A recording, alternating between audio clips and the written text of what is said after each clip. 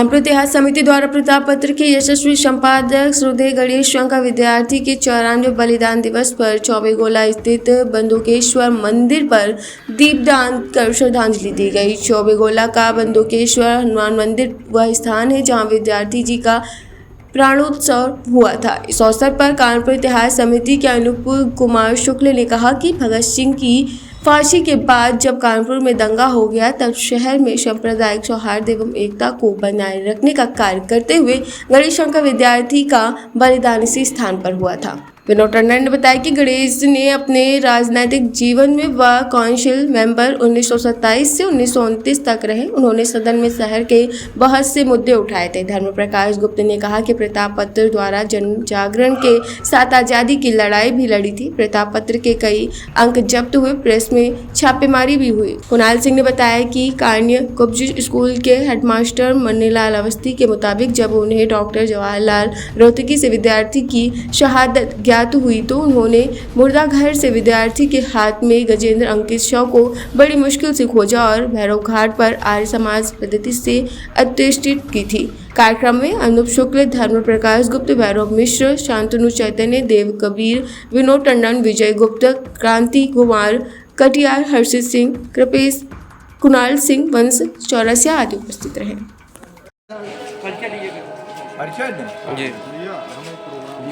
मैं अनूप शुक्ला, महासचिव कानपुर इतिहास समिति।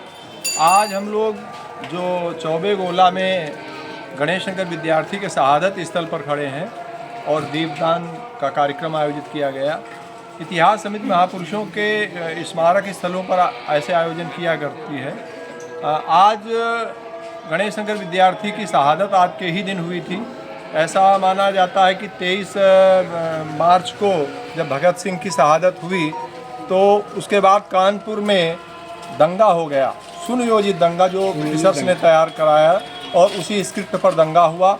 वो दंगा का विद्यार्थी जी के प्राणोत्सव के बाद ही समापन हुआ।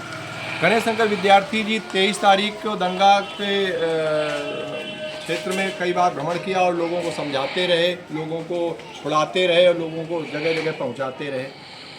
25 को तक ये क्रम रहा, 24 को ही वो लापता हो जाते हैं और बाद में उनका शव मिलता है। डॉक्टर जवाहरलाल ने संकेत किया कि मॉर्चरी में पड़ा है। मन्नीलाल अवस्थी से कहा कि आप उनको पहचानते हैं, और तो बोले जब चेहरा विकृत हो गया था तो पहचान नहीं हो सकी, तो शव भी फूल गया था। लेकिन हाथ में गजेंद्र लिखा था, ये कुछ लोग जानते थे। उनमें मन्नीलाल अवस्थी भी थे जो नेशनल स्कूल मतलब राष्ट्रीय विद्यालय के हेडमास्टर थे। तो उन्होंने पहचाना और उन शवों में से मार्चरी से कि ये विद्यार्थी जी का ही शव है। और उसके बाद उनकी अंत्येष्टि 29 तारीख को शव मिलने पर की गई भैरव घाट में। और उस समय उनके बेटे 17 वर्षीय हरिशंकर विद्यार्थी ने मुखाग्नि दी।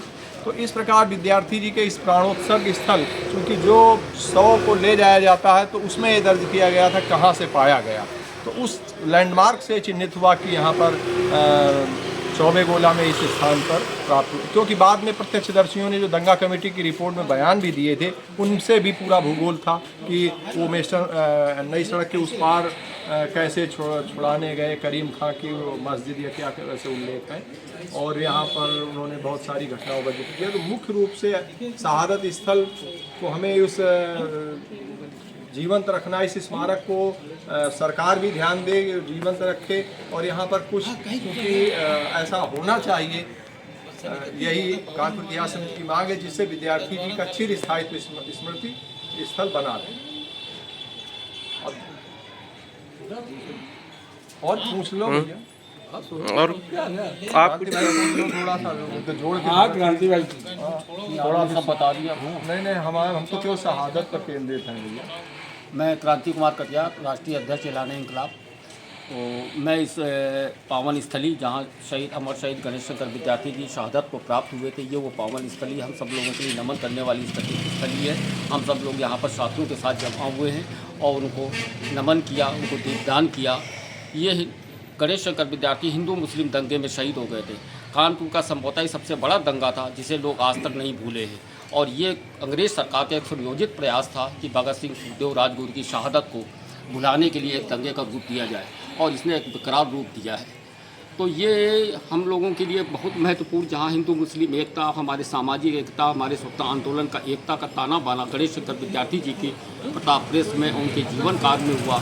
वो एक ऐसे व्यक्ति थे जो सशस्त्र क्रांति हो चाहे अहिंसक आंदोलन की क्रांति हो, सभी क्रांतिकारी उनके यहाँ शरण पाते थे। इवन भगत सिंह उनके कई क्रांतिकारी साथियों को उन्होंने शरण दी और उनका राष्ट्रीय धारा की ओर प्रवाह को किया।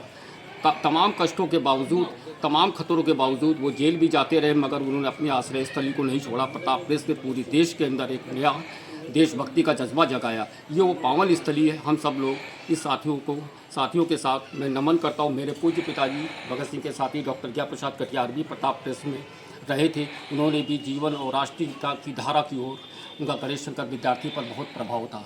मैं इस स्थल को अपने साथियों के साथ नमन करता हूँ, प्रणाम करता हूँ।